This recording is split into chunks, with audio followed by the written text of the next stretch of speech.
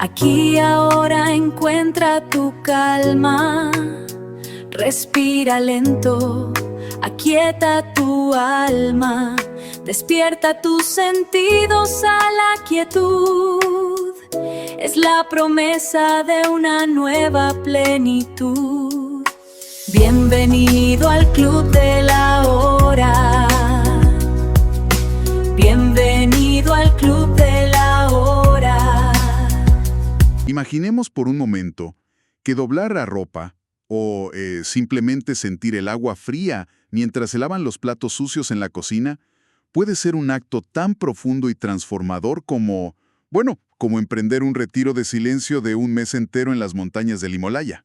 Suena a una exageración tremenda. Totalmente.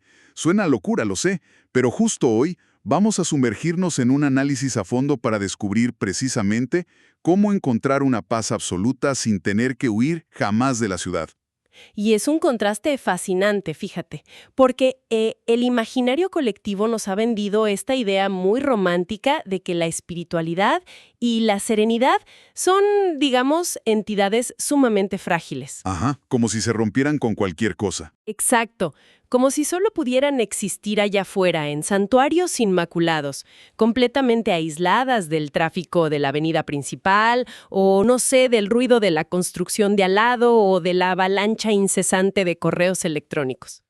Y precisamente para desarmar ese mito, nuestra exploración de hoy se centra en un texto que me parece sumamente revelador. Se trata del artículo titulado Manifiesto del Club de la Hora, 7 principios para despertar de la Matrix. Escrito por Ezra Guzmán. Así es, publicado en el blog Cultivemos Conciencia. Y, a ver, quiero dejar clara la misión de esta charla. No estamos aquí para repasar conceptos inalcanzables ni filosofías que requieran irnos a vivir a una cueva. Claro, no tendría sentido. Para nada. El objetivo es desmenuzar cómo mantener el centro gravitacional propio en medio del huracán diario y cómo lograrlo a través de una práctica fundamental que el texto define maravillosamente como la presencia atenta. Y lo que hace que este texto sea tan aplicable, tan real, es que Guzmán reconoce la cruda realidad contemporánea. Él entiende perfectamente que huir a la montaña simplemente no es una opción logística para la inmensa mayoría de las personas. Sí, nadie puede poner su vida en pausa. 100%. Entonces, la premisa inicial nos obliga a redefinir desde cero dónde y cómo se construye realmente un refugio personal.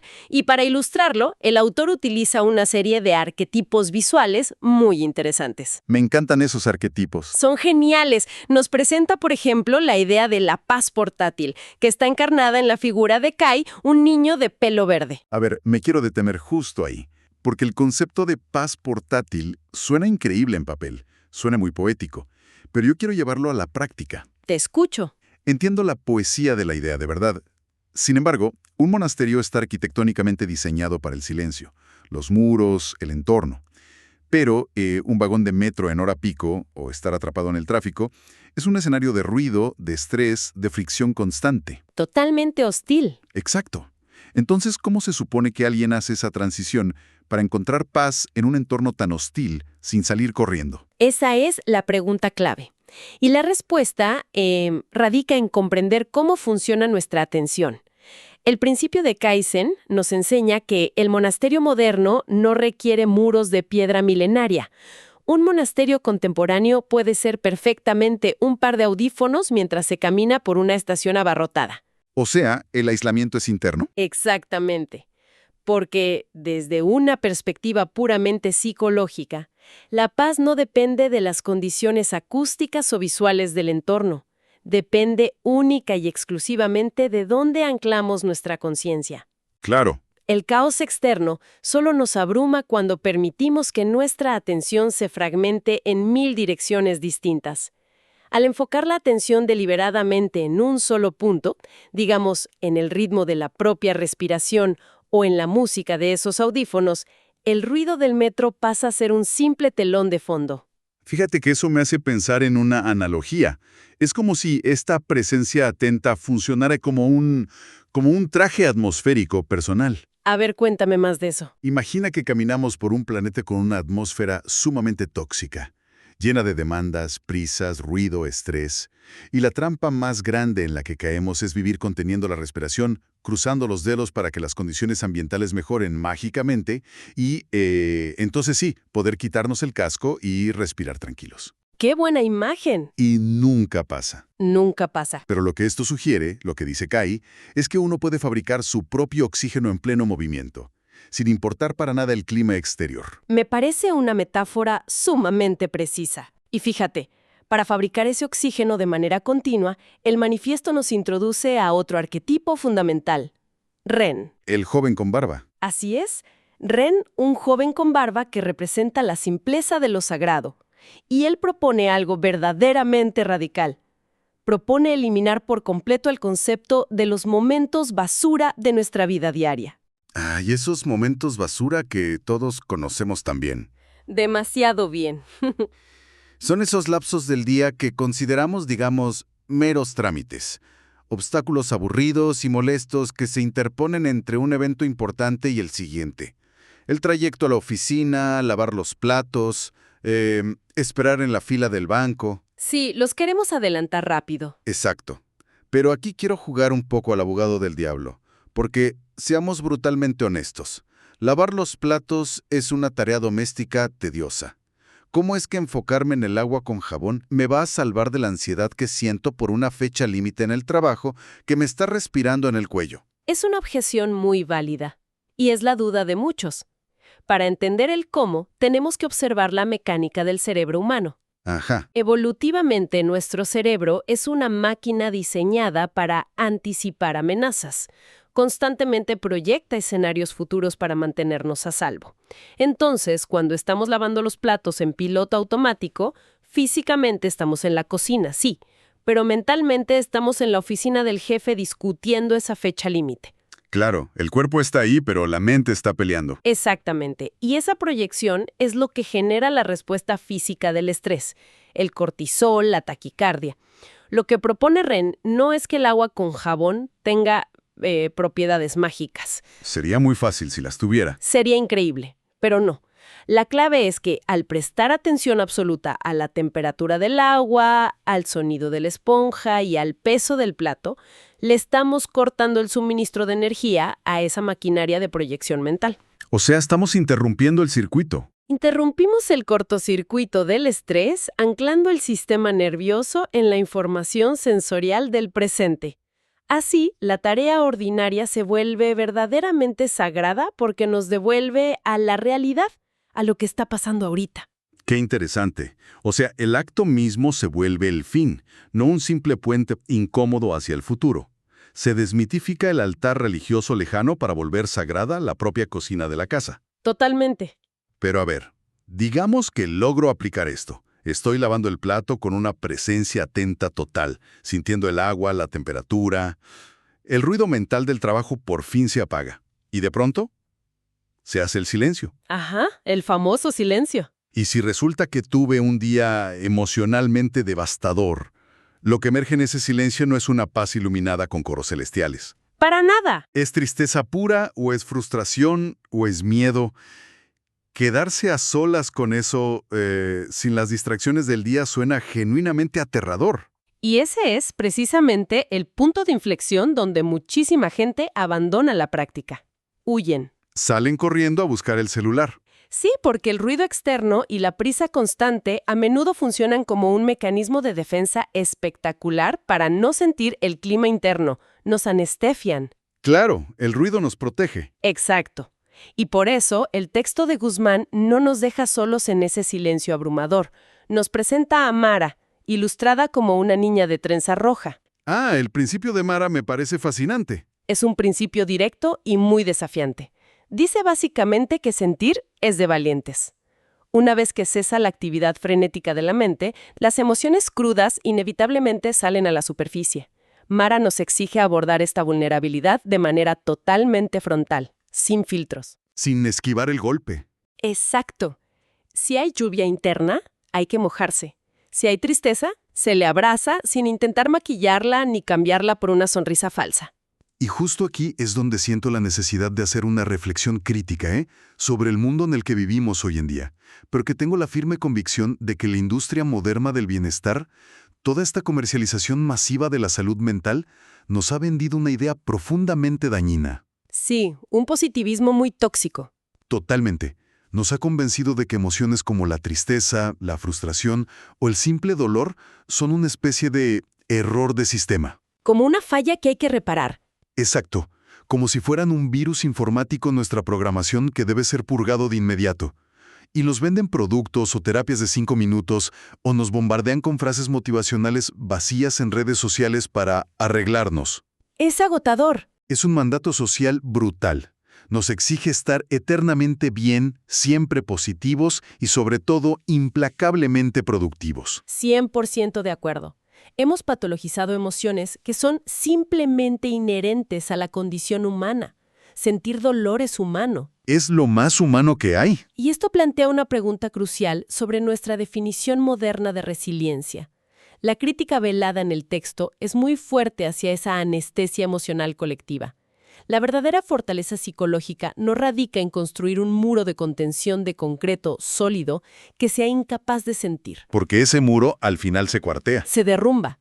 La verdadera fortaleza reside en la capacidad de plantarse como una raíz profunda en la tierra y permitir que el clima interno fluya, dándole espacio al dolor sin quebrarse. Es paradójico, sí, pero la vulnerabilidad extrema es el único camino fisiológico y psicológico real para procesar y agotar una emoción. Me encanta esa imagen de la raíz soportando el clima. De hecho, para complementarlo, me imagino que se trata de aprender a ser el cielo inmenso que contiene la tormenta, en lugar de intentar ser el paraguas frágil que intenta inútilmente detener la lluvia. ¡Qué buena analogía! Es que piénsalo, el paraguas eventualmente se va a romper con los vientos huracanados, o se va a rasgar con el granizo, pero el cielo no pone resistencia alguna, simplemente le da espacio a los relámpagos y a la lluvia torrencial, con la certeza absoluta de que eventualmente la tormenta pasará de largo y se despejará. Es una forma bellísima y muy exacta de visualizarlo, porque si lo piensas, el cielo no juzga a la nube por llover, no le dice, estás mal por tener agua, simplemente la contiene. Exacto. El problema es, y aquí surge un obstáculo gigante en la práctica diaria, ser el cielo suena hermoso en la teoría. Pero en la práctica, En la práctica, mi cerebro no se conforma con ser el espacio pasivo por donde transita la nube negra. Mi cerebro quiere ser un meteorólogo obsesivo. sí, analizando cada gota. Tal cual. Quiere analizar por qué llueve, de dónde viene la humedad, quién tiene la culpa de la tormenta y, sobre todo, cómo detenerla inmediatamente. Abrazar las emociones crudas es prácticamente imposible si la maquinaria del intelecto sigue operando a 1000 por hora intentando racionalizar y etiquetar cada gota de dolor. Y esa necesidad compulsiva, casi neurótica, de analizar el dolor nos lleva directo al siguiente concepto clave del manifiesto: el antídoto contra la neurosis intelectual. Que es fundamental hoy en día. Sí, porque la verdadera quietud exige apagar esa maquinaria de análisis incesante. Y aquí es donde entra en escena Luna, representada como un perro border collie, y junto a ella la figura del propio Ezra, que está simbolizado por una silla vacía. A ver, empecemos con Luna. La premisa de Luna es menos mente, más corazón. Y la verdad me parece brillante usar a un perro para ilustrar este nivel de conciencia. Es el ejemplo perfecto. Es que un perro no se sienta a leer tratados de filosofía existencial, ni se enreda en debates internos a las 3 de la mañana sobre el propósito del sufrimiento cósmico. ¿O sobre qué dijo el otro perro en el parque? Exacto. Luna simplemente se sienta frente al mar, en un estado de alerta aguda, pero en una profunda, profunda calma. Es la encarnación perfecta de soltar esa necesidad neurótica de entenderlo absolutamente todo a nivel intelectual. Lo que pasa es que la mente racional, hay que admitirlo, es una herramienta evolutiva extraordinaria para resolver problemas técnicos, Claro, para construir puentes, diseñar tecnología. para planear un presupuesto. Pero la hemos convertido en un tirano interno absoluto. Tratamos de usar la lógica matemática para resolver el sufrimiento emocional. Y el dolor no es una ecuación que se pueda despejar en un pizarrón. No tiene solución lógica. No la tiene. Lo que Luna nos enseña es a confiar de nuevo en el instinto primario y volver a habitar el cuerpo físico. La presencia atenta implica testificar lo que ocurre en nuestro interior sin emitir juicios de valor, simplemente observar sin interferir con esa narrativa mental constante de esto es bueno o esto es malo. Es como si la mente fuera un motor sobrecalentado, de tanto revolucionar. Sentimos una angustia y ¿qué hacemos? Le inyectamos más datos, le damos más vueltas al asunto en la cabeza, formulamos más teorías para intentar descubrir la raíz del problema. Y lo sobrecalentamos más. Exactamente. Desde una perspectiva puramente mecánica, si tienes un motor que está echando humo de lo caliente que está, lo peor que puedes hacer es pisar más el acelerador. Lo único que realmente necesita para enfriarse es que quitemos el pie del pedal. Detener la fricción. Detener la fricción, así es. Y al detener esa fricción intelectual, nos topamos de frente con la propuesta más desafiante, a mi parecer, de todo el texto: el silencio revelador y la silla vacía. Sí, el principio asociado a Ezra postula que el silencio habla. Y aquí tocamos un nervio muy sensible de nuestra sociedad. Padecemos un vértigo profundo y aterrador ante el vacío.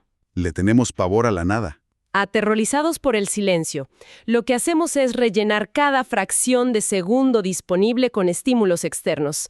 Nos ponemos, música de fondo mientras cocinamos. Encendemos la televisión para poder dormir. Sí, o revisamos el celular compulsivamente en cada semáforo en rojo. Todo este arsenal inmenso de distracciones tiene un solo propósito oculto: no tener que enfrentarnos a la quietud de esa silla vacía. ¡Qué fuerte! Porque en el silencio caen las máscaras y emerge el eco interno. Emerge esa verdad innegable que hemos estado evadiendo diligentemente llenando nuestra agenda. Es la paradoja trágica de nuestra era, de verdad. Buscamos respuestas desesperadamente en el exterior. Consumimos artículos, leemos 1000 libros de autoayuda, seguimos a expertos en redes, pero huimos despavoridos del único lugar donde esas respuestas pueden articularse con claridad: el interior. Huimos de la silla vacía. Exacto. Entonces la gran interrogante es: ¿cómo se puede sostener la mirada hacia esa silla vacía cuando el silencio resulta tan ensordecedor, tan incómodo, para quienes estamos adictos a la constante estimulación de la modernidad? La clave, y esto es algo que requiere mucha paciencia, está en tolerar la incomodidad inicial sin salir corriendo. El texto nos recuerda que el silencio no es una simple ausencia de cosas. No es un hueco. No, no es un hueco. Es un espacio denso, cargado de información vital y de respuestas. Pero para acceder a ellas, hay que atravesar esa barrera de ansiedad casi física que surge los primeros minutos. Esa urgencia de agarrar el teléfono. Exacto.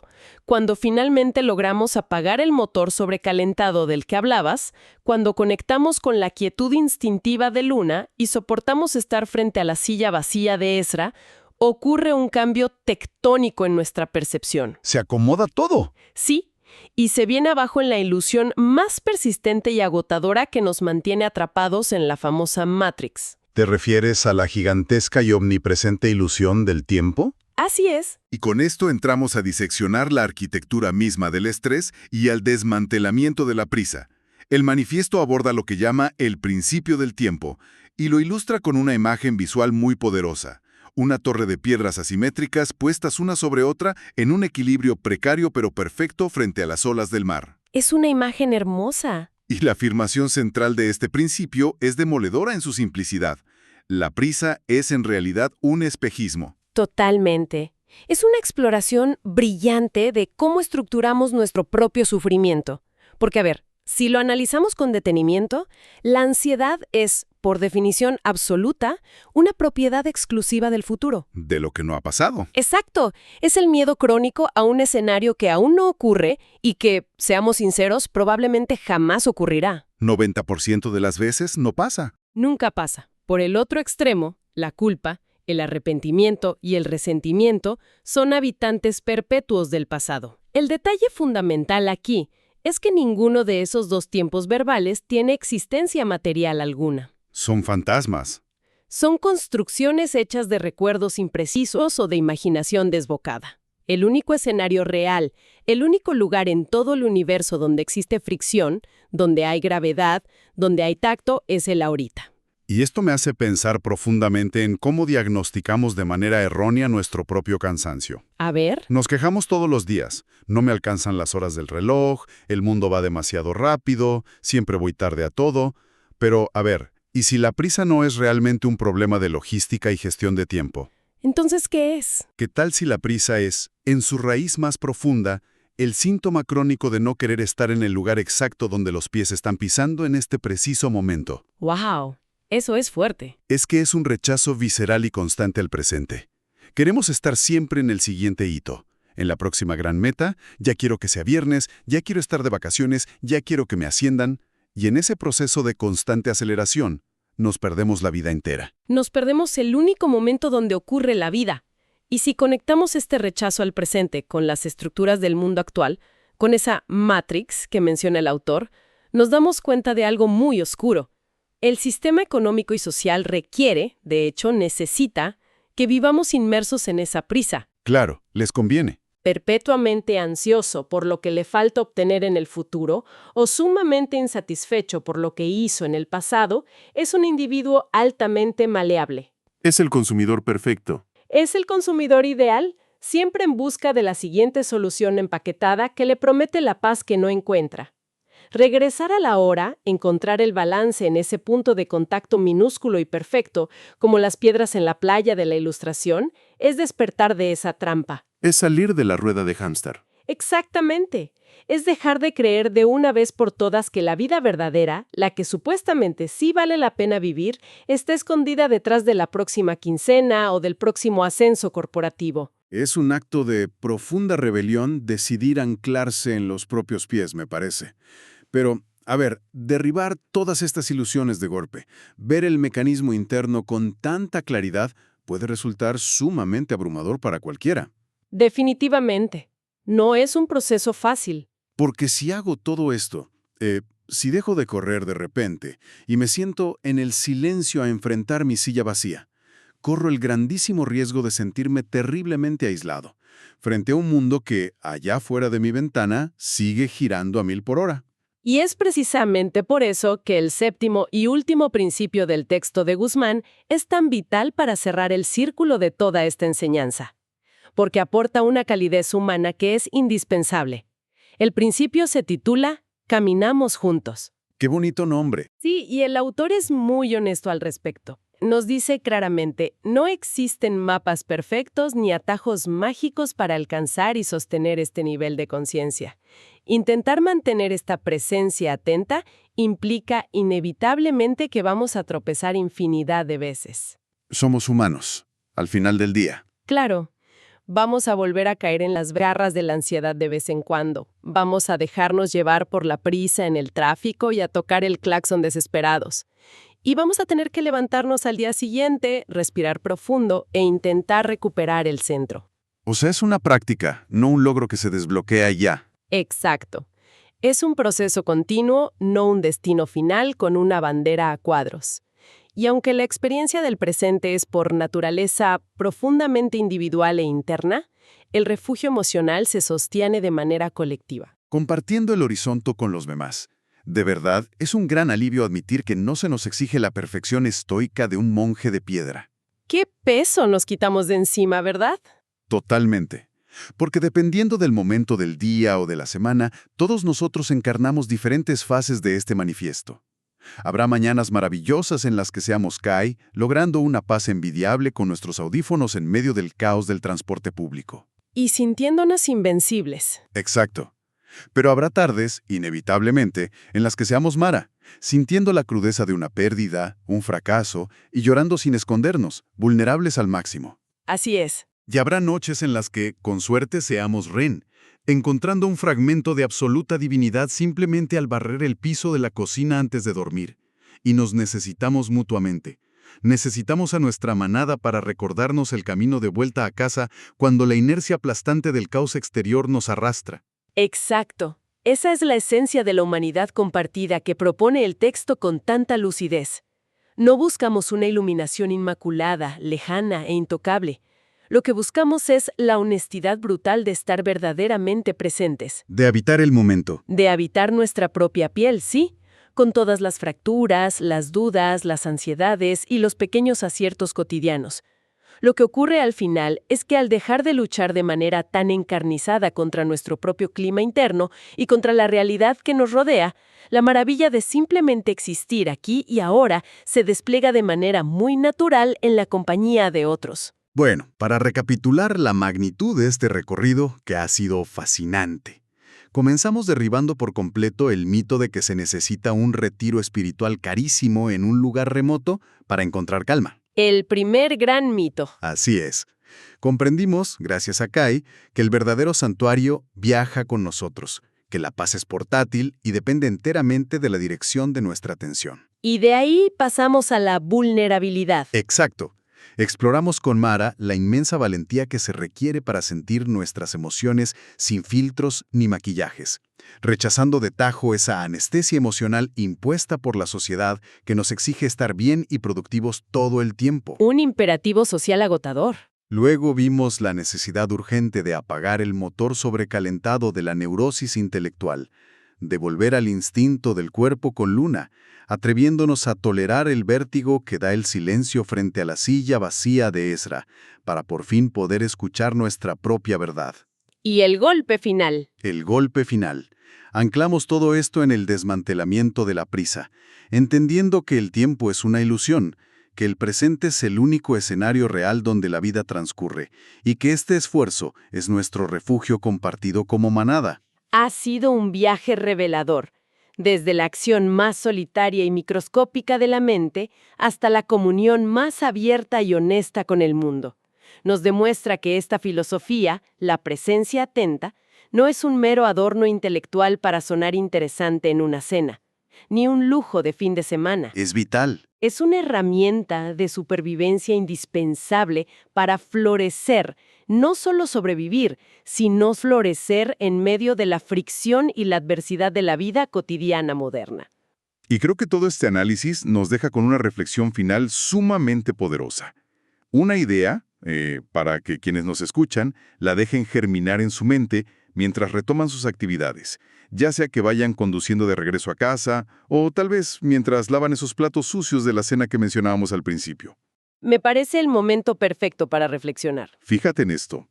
Si llegamos a comprender en lo más profundo de nuestro ser que la paz absoluta no es un destino geográfico inalcanzable, sino un estado inquebrantable de presencia atenta, ¿qué ocurre entonces con las inmensas estructuras de poder de esta Matrix acelerada en la que vivimos?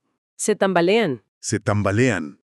¿Qué pasa cuando los actos más simples y ordinarios, como sentarse a tomar una taza de café sintiendo verdaderamente su calor en las manos, se convierten en un acto de absoluta rebelión contra un sistema que necesita que vivamos perpetuamente distraídos y ansiosos?